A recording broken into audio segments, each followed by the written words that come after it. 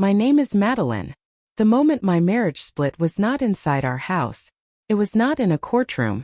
It was on a pier with cold wind on my face, while I watched my husband board a ship with another woman. I did not scream. I did not run. I stood still. I held a folder under my arm. I knew what I would do when he came back. But that moment began 2 nights earlier. We were at dinner at home. The table was set. The roast was warm. He scrolled through his phone and ate without looking up. The light from the screen washed his face. He nodded at nothing. He smiled at nothing. He was somewhere else. I could feel it in the quiet. Work is brutal, he said. I may need a trip. A short one. A conference. 2 days. I will leave before dawn. He kept his eyes on the phone as he spoke. His tone was smooth. Rehearsed. He had used a version of that line before. I held my fork. I kept my voice calm. All right, I said. I cut the meat. I chewed. I watched his hands. They shook when he read. Then the shake stopped. He typed fast. He smiled. He slid the phone face down. Later he showered. The water ran loud behind the door. His phone buzzed on the counter. A preview lit the glass. For words. Can't wait for the cruise. My breath caught. Picked it up. My thumb hovered. I told myself to stop. I did not stop. I opened the thread. Messages stacked like steps. Champagne orders. A private cabin number. A late check-in note. A spa booking for 2. An email capture. I opened it. 7 nights. Luxury line. Balcony suite. Passenger names sat in bold. His name. And hers. The name hit like impact. Sophie. It was not a conference. It was not work. He was sailing away with Sophie. He had planned the dates. He had picked the pier. He had paid for extras. He had left me the groceries. I set the phone down exactly as it had been. I wiped the glass with the edge of my sleeve. I stood in the doorway and listened to the shower. I could hear him humming a line from a song. I stared at the tile. I felt the knot in my stomach harden into something straight. I would not break for him. I would not give him a scene. I would give him a plan. At dawn he kissed my cheek. Do not wait up, he said. This week is heavy. I will be late. He smelled like new cologne. Not his usual. He grabbed his briefcase and left. The door closed. The house went still. I walked to his office. I opened the filing cabinet. I pulled every folder with travel in the title. Airline miles. Hotel points. Club memberships. At the back was a thin envelope with no label. I slid it free. Inside was a printed itinerary on heavy paper. Departure city. Terminal number. Pier number. Boarding time in clear type. The cruise line logo shown at the top. His name again. Her name again. I read it twice. I read it a third time until the page stopped shaking in my hands. I spread the contents across the desk. I placed sticky notes beside each line. I wrote times. I wrote locations. I wrote the name of the ship. I wrote the cabin number. I took photos of every page and saved them to a drive. I made a copy to a second drive and placed that copy in my purse. I put the originals back where I found them. I closed the cabinet. I checked the carpet for any bent fibers. I left the room as I had found it. In the kitchen I opened the junk drawer. I pulled out a small safe key he never noticed I kept. I placed a new folder inside my safe. I labeled it with one word. Cruise. I locked the door. I spun the dial. The click sounded clean. I walked the house and made a list. Clothes for the pier. Shoes I could stand in for hours. A phone with a full battery. A power bank. A small camera. A second set of eyes. I thought of who I would call. I did not call yet. I wanted one more check. That night he brought flowers. Lilies. He set them on the counter and smiled. For you, he said. You deserve a treat. I lifted the bouquet. Thank you, I said. I trimmed the stems. I set them in water. He watched me, then looked toward the hallway. He glanced at the office door. He glanced at the safe. His face did not change, but his eyes did. He felt the shift. He did not know its shape. After dinner he took another shower. I stood by the safe and spoke under my breath. You took her on a cruise. I will take your place on the pier. I will not arrive empty-handed. Sleep did not come. I lay awake and counted the seconds between his breaths. I looked at the ceiling and mapped the steps. Leave early. Park close. Blend with the crowd. Watch for him. Watch for her. Keep space. Keep calm. Do not touch. Do not shout. Let paper speak. Let timing speak. Record everything. Morning came. I packed my bag. I hid the second drive in the lining. I tested the camera. I tested the recorder. I took a plain coat and a plain cap. I chose flat shoes. I placed a water bottle on the side. I added a pen. I added a small notebook. I wrote the pier number on the first page in large letters. I wrote the boarding time under it. I wrote the cabin again. I underlined it twice. I called my sister. I used a steady voice. I need you near the harbor tomorrow, I said. I need a witness who will not make a scene. She asked why. I told her I would explain when she arrived. She paused. I will be there, she said. Tell me where to stand. I sent her the map pin. I closed the call. I checked the itinerary one more time. I checked the email thread again from memory. I checked my plan. Then I checked the mirror. I saw a woman who looked calm. Under the calm I saw a current. It did not pull me down. It moved me forward. He texted at noon. Long day. Working late. Do not wait. I typed back one word. Okay. He sent a thumbs up. He sent nothing else. That evening I parked by the harbor and walked the length of the pier. I counted the gates. I watched the staff. I learned the pattern of their checks. I learned how long people linger before stepping onto the ramp. I listened to the speaker announcements. I noted where the cameras were. I noted where there were none. I watched couples take photos and laugh. I watched a woman in a red dress pull a suitcase that wobbled. I watched a man tie his shoe twice. I took it all in. I kept my face blank. On the way home I bought a disposable phone. I loaded it with one number. My sister's. I set an alarm for the boarding time -1 hour. I set a second alarm for the boarding time -15 minutes. I set a third for the exact minute on the paper. I placed the phone beside the safe. The house was dark when I unlocked the door. He was already asleep. I stood in the doorway and listened. I pictured the ship lights. I pictured the ramp. I pictured the folder under my arm. I pictured the exact second when he would see me on the pier and know that the trip he planned as a secret would become a stage he could not control. I turned the safe dial and heard the click again. It sounded like a clock starting. It sounded like a door closing behind me. It sounded like a promise I intended to keep. In 48 hours he would reach for her hand and step toward the ship. In 48 hours I would be waiting on the pier with a folder that could sink his lies. He thought the ocean would hide him. He did not see the tide turning. The morning after my late-night walk along the harbor, I woke with my plan already forming. Daniel stirred beside me, yawning, stretching as if his conscience weighed nothing. He kissed my forehead lightly and said, "I'll be out late again tonight. Don't wait." He left in a rush, his cufflinks clinking as he fastened them on the way out. The door shut and silence filled the house. I stared at that silence and let it sharpen me. I returned to the office, the place where his order hid his chaos. Files were stacked neatly, but neatness was not the same as honesty. I pulled drawers, checked folders, flipped through envelopes. Within 20 minutes I had a new pile.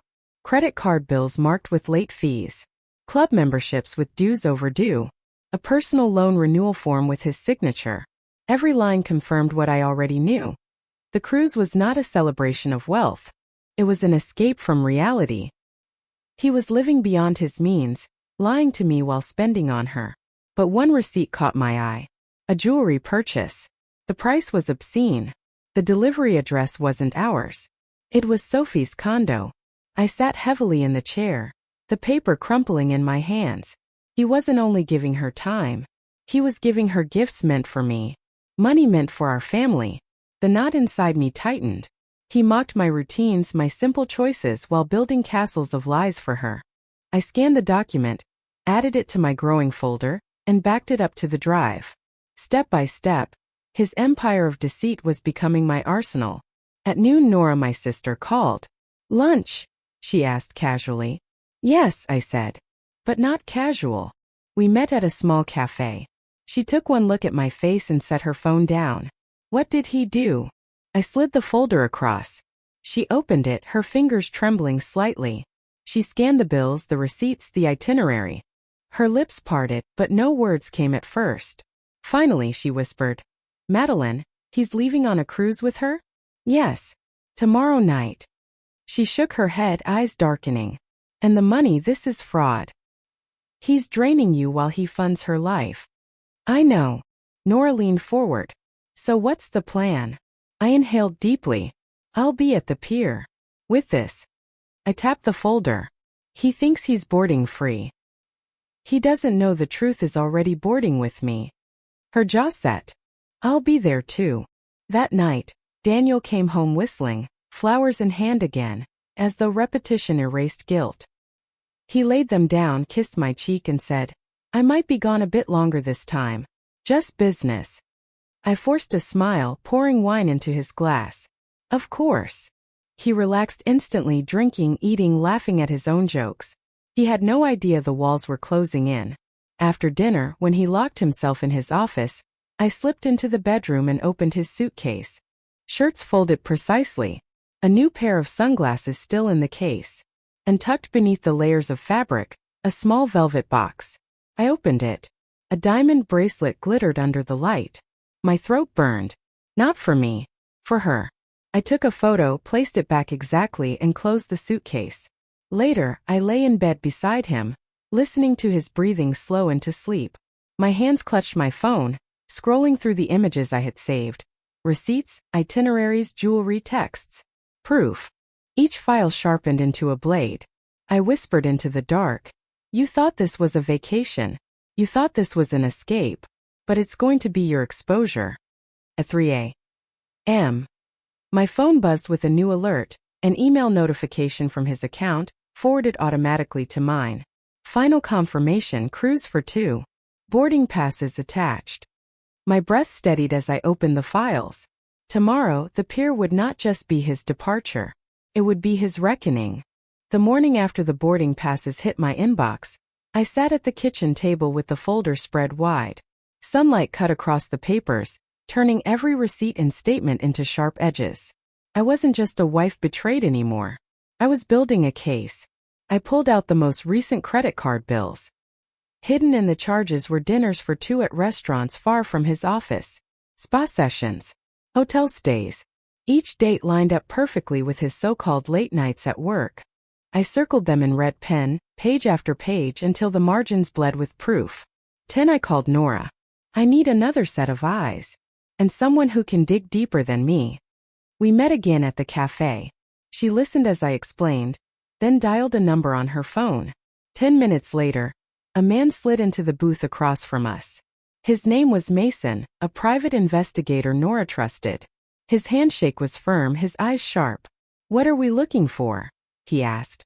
I slid the folder toward him. Patterns. Transfers. Hidden accounts. Anything that proves this cruise isn't just about her. It's about stolen money. He leafed through the papers quickly, his brow furrowing. You've already done half my job.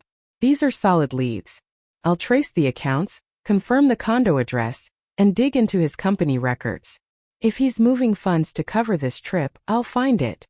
By evening, Mason had results. He showed up at my door with a small flash drive. He's been transferring money through a shell account every month. Same account that paid for Sophie's condo. Same one funding this cruise. I plugged the drive into my laptop. Transaction after transaction glowed on the screen. Wire transfers. ATM withdrawals. Even purchases for luxury items shipped directly to Sophie. The numbers told a story Daniel could never talk his way out of. But Mason wasn't finished. He slid photos across the table. Daniel and Sophie at a jewelry store. Daniel slipping an arm around her as they left a hotel. Sophie holding the same velvet box I had found in his suitcase. My chest tightened, but I forced myself to look. Proof wasn't meant to comfort. It was meant to convict. Keep everything organized, Mason advised. Courts like order. So do journalists if you go that route. Don't give him a chance to twist it. I nodded, sliding the photos into clear sleeves. The binder grew heavier. My case grew sharper. That night, Daniel came home humming. A man carrying secrets he thought were safe. He kissed my cheek, poured himself a drink and disappeared into his office. I listened to the faint click of his keyboard and the hum of the printer. My jaw clenched. I knew those clicks weren't business, they were cover. While he worked, I called Lena, my best friend. I told her everything. The receipts. The photos. The cruise. She sat in stunned silence before saying, "Madeline, you're sitting on dynamite. He mocked you. He betrayed you. And now he's robbing you. What are you going to do with it?" I stared at the binder, my voice cold. I'm going to show him that lies can't float. They sink. The next morning, Mason sent me another file. It was an email chain between Daniel and the cruise line. Sophie had requested champagne waiting in their cabin, along with a note. To new beginnings. I read the words twice. New beginnings. He wasn't just cheating. He was planning a future with her. I printed the emails, slid them into the folder, and closed the binder with a snap. At lunch I met Nora and Lena again. We spread everything across the cafe table: receipts, photos, transfers, emails. It was a map of betrayal. Every line connected back to Daniel. Nora leaned forward. You have enough to bury him. But timing is everything. If you want impact, you don't drop this piece by piece. You wait. You strike when the world is watching. I exhaled slowly. The pier. The day he boards. That's when I'll show him. Lena's eyes widened. You're going to confront him there? Yes, I said. Not with screaming. Not with fists. With proof. With eyes on him. He thinks this cruise is a performance. He doesn't know the real show starts before he sails. That evening, as I tucked the binder into the safe, my phone buzzed. A new alert flashed on the screen. An online bank notification.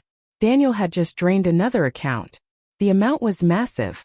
If he kept this up, there'd be nothing left for me, for Nora, for my daughter. The pier wasn't just about revenge anymore. It was about survival. The bank alert wouldn't leave my mind. Daniel wasn't just preparing for a cruise. He was draining accounts faster than I could track them. If I stayed quiet, there would be nothing left when the ship returned. The next morning, I called Nora and Lena to meet me at the cafe. Mason joined us, his laptop under one arm. I spread the binder across the table. Pages fanned out: receipts, photos, transfers, emails. The waitress gave us a curious look, but no one cared. We can't wait until after the cruise, I said firmly. If he empties more accounts, he'll bury us in debt. We need to act before he sails. Mason tapped the screen of his laptop. I traced the offshore account. He's using it for more than Sophie's condo. He's hiding company funds too. That's fraud. If we time it right, we can get a freeze order. Nora leaned forward. We need a lawyer. Not just anyone, someone who knows how to hit hard. Lena nodded. I know someone. Amelia Reed. Corporate attorney. She doesn't back down. 2 hours later, we sat in Amelia's office. She was younger than I expected, sharp-eyed, with a voice that cut like glass. She flipped through the binder quickly, pausing only to raise an eyebrow at certain pages. You've done half my work for me, she said, closing the folder with a snap. This isn't a messy affair. It's calculated fraud and you have receipts. Here's what we do. Step 1. We freeze his accounts before the cruise. Step 2. We build the case for court. Step 3. We use the pier as the stage. If he's boarding with her, we make sure the world knows exactly what he's leaving behind. Her calm precision sent a shiver down my spine. She wasn't rattled. She wasn't emotional. She was surgical. But timing is everything, Amelia continued. If we show our hand too early, he'll spin it. If we wait too long, he'll drain everything. The pier is symbolic, yes, but the freeze order is survival. We can do both if you're ready. I nodded. I'm ready. That night, our living room became a war room. Nora sat cross-legged on the floor, highlighting dates. Lena arranged photos on the coffee table. Mason pulled account data onto the TV screen. Amelia paced, making notes on a legal pad. Look at this, Mason said, pointing to a line of transactions. Every large transfer happens late at night, right before he leaves for work trips. He thinks moving money in the dark keeps it hidden. Doesn't. We'll catch him in the act. Amelia scribbled. If we file by tomorrow morning, The judge will see urgency. We'll argue he's siphoning funds to deprive Madeline of assets. The freeze could be in place before he even reaches the pier. Lena smirked. Imagine his face when his card gets declined while he's trying to impress Sophie. The thought sent a jolt of satisfaction through me. For weeks I had been the one humiliated, the one left small. Now the scales were shifting. We worked past midnight. By the time Nora packed up, the binder had doubled in size. Amelia had draft motions ready. Mason had traced enough financial footprints to show a clear pattern of fraud. Before leaving, Amelia looked at me squarely. Madeline, understand this. Once we file, there's no going back. He'll fight dirty. He'll try to paint you as unstable, maybe even dangerous. But if you stay calm and let the evidence speak, he can't win. I closed the binder slowly. He mocked me for being ordinary. He spent on her while leaving me scraps. Tomorrow, he'll learn ordinary doesn't mean weak. That night, Daniel came home late. His tie was loosened, his eyes glassy. He poured himself a drink and collapsed onto the couch. Long day, he muttered. I smiled faintly, watching him through the rim of my glass. He had no idea his empire was already collapsing. At dawn, Amelia called. Her voice was brisk. Madeline, get dressed. We're filing this morning. But be ready. Once he realizes his accounts are frozen, he'll come for you. And he won't come empty-handed. Amelia's words jolted me awake before dawn. We're filing this morning. Be ready. By 8 we were at the courthouse. The binder felt heavy in my hands, but Amelia carried it like a weapon she already knew how to wield. Mason joined us, a quiet shadow with his laptop bag slung over his shoulder. Nora and Lena sat close, offering strength without words. Inside, Amelia filed the emergency motion. Her voice was calm as she explained to the clerk. Ongoing fraudulent transfers, risk of asset flight, immediate prejudice if relief is delayed. The words sounded clinical, but I knew their meaning, survival. By noon the order was signed. Daniel's accounts frozen. Back at my house, we gathered in the living room. Mason connected his laptop to the TV, showing transaction logs. Here, he said, pointing. Last night he tried to push $20,000 offshore. The freeze hit in time. The transfer bounced. A rush of relief surged through me, but Amelia raised a hand. This isn't the end. He'll realize soon, and when he does, he'll come out swinging. That's why timing the pier matters. We don't just want him broke. We want him exposed. Nora leaned forward. So how do we do it? Amelia drew a timeline on her notepad. He boards tomorrow evening. We'll be there an hour early. Mason will track his location. Madeline, you'll have the folder. Nora and Lena, you'll be witnesses. If he tries to twist this, the documents speak for themselves. Lena smirked. And Sophie? What about her?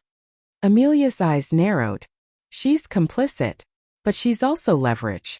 If she realizes she's sinking with him, she may break. That can only help us.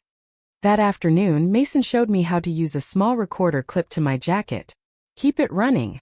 If he denies anything on the pier, we'll have his words. If he admits anything, that's gold. I practiced slipping the recorder on and off.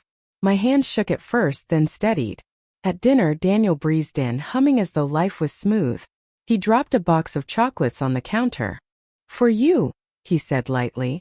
I smiled faintly, placing them aside. Thank you. He didn't notice the quiet steel in my voice. He was too busy checking his phone, frowning at something he didn't expect. His account alerts, no doubt. I watched his jaw tighten, his fingers fly across the screen. He muttered, "This makes no sense." I sipped my wine. "Everything all right?"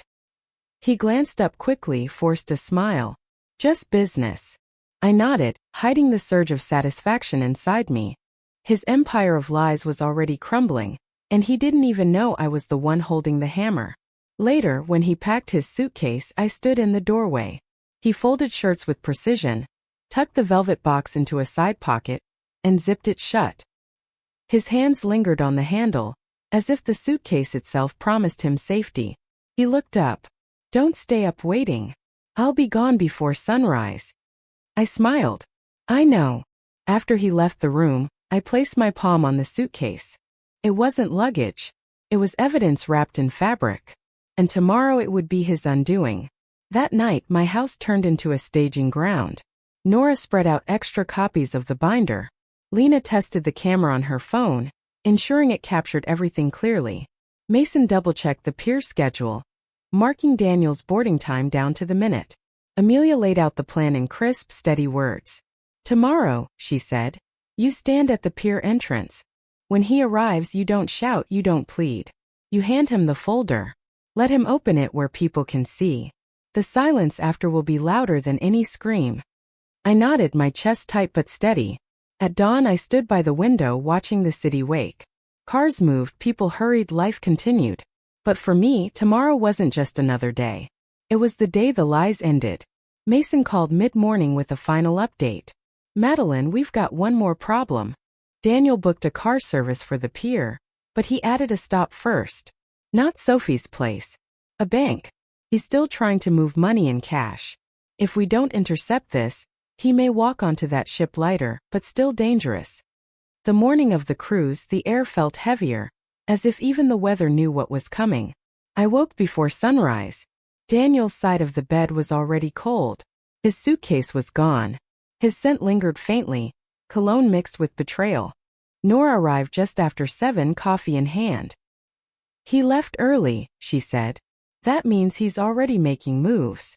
Mason confirmed it minutes later. He called from his car, voice urgent. "Madeline, my tracker shows he's at a downtown bank. He withdrew 30,000 in cash. He thinks if he walks on board with bills in hand, no freeze order can touch him." Amelia, already on speaker's side. "That complicates things. Courts can freeze accounts, but they can't freeze the cash in his pocket.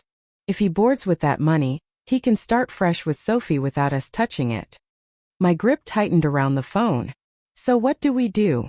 "We adapt," Amelia said crisply. "We don't chase him into the bank. That's reckless. We let him think he's safe. Then we break him on the pier. The bigger the pile of lies, the harder the collapse." By noon, Lena joined us at my house. She wore a plain jacket, her phone charged and ready. "I'll record everything," she promised. "If he denies, if he yells, if he tries to spin, it'll all be on camera." We rehearsed once more. Amelia's voice was calm, guiding me through every detail. "You stand at the pier entrance, visible but not aggressive. Nora will stay to your left, Lena to your right. Mason will track from a distance. When Daniel appears, you don't move first. Let him come closer. Let the world see. Then hand him the folder." My hands tightened around the binder. "And Sophie?" Amelia's eyes glinted. "She'll be there. And when she sees those documents, she'll realize she's just as exposed. That's when cracks appear." By late afternoon, the harbor buzzed with energy. Families wheeled suitcases. Couples posed for photos with the ship behind them. Announcements echoed over speakers. "Boarding for passengers begins in 20 minutes." We took our positions. Nora beside me, calm but fierce. Lena blending with the crowd, phone ready. Mason in the distance, pretending to scroll on his device while tracking every move. Amelia remained behind, her phone on, ready to file anything instantly if things turned ugly. My heart pounded as I clutched the folder under my arm. Every document inside felt like a blade. Then I saw him. Daniel emerged from a black car at the curb, suitcase rolling behind him. He wore his best suit, pressed to perfection. His arm linked with Sophie's, who glittered in a gold dress, laughing as if nothing in the world could touch her. His other hand clutched a slim leather pouch, the 30,000 in cash. I froze for half a second. Nora whispered, "Steady. He doesn't see you yet." But then everything tilted. Instead of heading straight for the pier, Daniel veered left. He handed Sophie the suitcase, whispered something in her ear, and strode toward a private side entrance reserved for priority passengers. A gate agent smiled as he flashed paperwork. Mason's voice buzzed in my ear through a tiny earpiece. "Madeline, if he goes through that entrance, you'll lose the chance. No crowd. No witnesses. Just him slipping away." My chest tightened. The plan was unraveling in seconds. Nora hissed, "We need to move. Now." I stepped forward, clutching the folder. My heart slammed against my ribs. This wasn't how it was supposed to go. The pier was meant to be a stage, public and undeniable. But Daniel had pivoted, trying to sneak aboard unseen, cash in hand, mistress at his side. I whispered under my breath, "Not today." As I quickened my pace toward the side entrance, Sophie spotted me.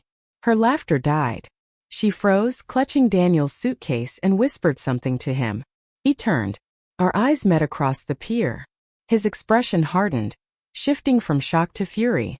And in that instant I knew the confrontation would not wait for the main gate. It was about to explode here and now. Daniel's eyes locked on mine across the pier. For a heartbeat, the world went silent, just the gulls above and the pounding of my own heart. Then his face twisted, fury flashing across it. He muttered something to Sophie, shoved the leather pouch of cash into her hands, and strode toward me with sharp, deliberate steps. "Madeline," he hissed when he reached me, his voice low but venomous. "What are you doing here?" I held the folder steady at my side. "Waiting for you." He glanced around, noticing Nora at my shoulder and Lena just beyond, her phone raised. His jaw tightened. "Put that away," he snapped at Lena. She didn't move. "Keep talking," she said coolly. Daniel's eyes darted, calculating. The crowd wasn't large here, but people were watching. Dock workers, passengers, even the gate staff. Sophie stood frozen by the side entrance, clutching the suitcase and the pouch of cash, staring at me like she'd seen a ghost. "You shouldn't be here," Daniel growled. "You're embarrassing yourself." I stepped closer, pulling the folder into view. "No, Daniel. I'm showing the truth." I opened the folder and pulled out the first page. A bank statement, the red circled transfers glowing under the pier lights. Gasps rippled from the onlookers as I held it high. "This," I said, my voice loud and steady, "is your offshore account. The one you've been using to hide money, while telling me you're working late." Daniel's face flushed. "That's private. You can't." I pulled out the next sheet. "And this is the receipt for Sophie's condo. Paid in full with money stolen from our accounts." The murmurs around us grew louder. Sophie shifted uncomfortably, her grip tightening on the pouch. Daniel lunged, trying to snatch the papers, but Nora stepped between us. "Don't you dare," she snapped. I kept going, pulling photo after photo. Daniel and Sophie at the jewelry store. At the hotel. Him with his arm around her, the velvet box in hand. "You mocked me for being ordinary," I said, my voice rising. "But behind your suits and your lies, you were nothing but a thief." Lena's phone captured every second. Dock workers stopped their tasks to stare. Passengers whispered, pointing. Even the gate agent stepped closer, frowning. Daniel's mask cracked. "You don't know what you're doing, Madeline. You'll ruin everything." I held up the final blow, the printed emails. "And this is Sophie, asking for champagne in your cabin, writing to new beginnings, while you drained our accounts and left me in the dark." Sophie's face went pale. She dropped the pouch. It hit the pavement with a dull thud, cash spilling out. The crowd gasped louder. Daniel spun on her. "Pick it up. Now." But Sophie didn't move. Her eyes flicked from the documents to the money, then back to me. She whispered, barely audible, "You didn't tell me she knew." The silence that followed was worse than any scream. Daniel looked around, the crowd, the staff, the cameras in strangers' hands. He saw his empire slipping through his fingers right there on the pier. I leaned closer, my voice calm but cutting. "You thought this ship was your escape. But today it's your prison. Every step you take is watched. Every lie you told is written here. And you can't board with the truth following you." Daniel's hand twitched as if he wanted to strike the folder out of my grip, but he froze. Too many eyes. Too many witnesses. Behind me, Mason appeared, phone in hand. His voice cut sharp. "Madeline, it's done. The freeze order hit the cruise line. Their system shows his payment flagged for fraud. He's not boarding tonight." The crowd erupted in murmurs. Daniel's eyes widened in shock. For the first time he looked small. Powerless. The cash scattered across the pier. Bills fluttering in the wind like fallen leaves. Strangers bent instinctively, but no one dared touch them. It wasn't just money anymore. It was evidence exposed in the open. Daniel lunged toward Sophie, hissing, "Pick it up. Pick it up now." But Sophie didn't move. She stepped back, shaking her head, her gold dress glinting under the pier lights. "You said this was under control, Daniel." You said she didn't know. Her voice was sharp enough to cut the air. People around us froze, listening. Phones lifted higher. Cameras flashed. Daniel spun, his face red with rage. You shut your mouth, he spat. This is nothing. Just lies she printed on paper. I raised the folder higher. Then why is Sophie holding your cash pouch? Why are these receipts in your name? Why do the photos show you and her together? The crowd erupted in whispers. Passengers lining up for boarding whispered to one another, pointing, murmuring. Dock workers shook their heads, muttering curses. Daniel's voice cracked as he shouted. This is fake. All of it. She's bitter, jealous, pathetic. But his words bounced uselessly off the walls of truth. Mason stepped closer, his phone raised, recording everything. Keep talking, Daniel, he said calmly. The more you speak, the deeper you dig. Sophie let out a bitter laugh. Fake? Really? Then who bought me the bracelet? She pointed at his suitcase. It's in there, Daniel. Stop lying. Everyone can see you. Gasps rippled. Daniel's mask slipped again.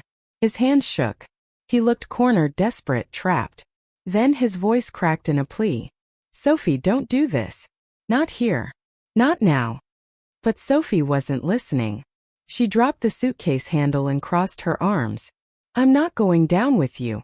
The silence that followed was louder than any scream. 2 dock security officers pushed through the crowd. One of them gestured to the spilled money. Sir, is this yours? Daniel stammered. It's mine, yes, but... The officer knelt, picking up a stack.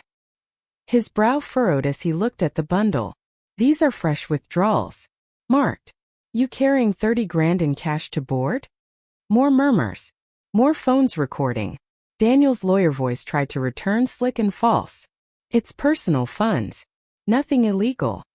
But Mason stepped forward, calm and deliberate. Actually, officer, those funds were withdrawn from accounts currently frozen by a judge's order. This man is violating that order right now. He handed the officer a copy of the freeze document. The officer scanned the paper, then looked at Daniel. Sir, we're going to need you to come with us for questioning. Daniel's face twisted. No, this is ridiculous. I'm boarding that ship. The officer shook his head firmly. Not tonight, sir. The crowd broke into a mix of gasps and whispers. Sophie pulled her purse onto her shoulder, already backing away. I'm not staying for this, she muttered. Without another word, she turned and walked fast down the pier. Heels clicking against the wood, vanishing into the night. Daniel shouted after her. Sophie! Sophie, don't you dare walk away from me. But she didn't turn back. For the first time he was truly alone. I stepped forward, my voice clear, every word deliberate. You mocked me for being ordinary. You laughed at my clothes, at my quiet life. But tonight the world saw you for what you are. An empty suit stuffed with lies. The officer gestured again. Sir. Now. Daniel's eyes darted wildly. He looked at me, at the folder, at the crowd. His lips parted, but no words came. For a man who built his life on speeches, silence was the sharpest wound.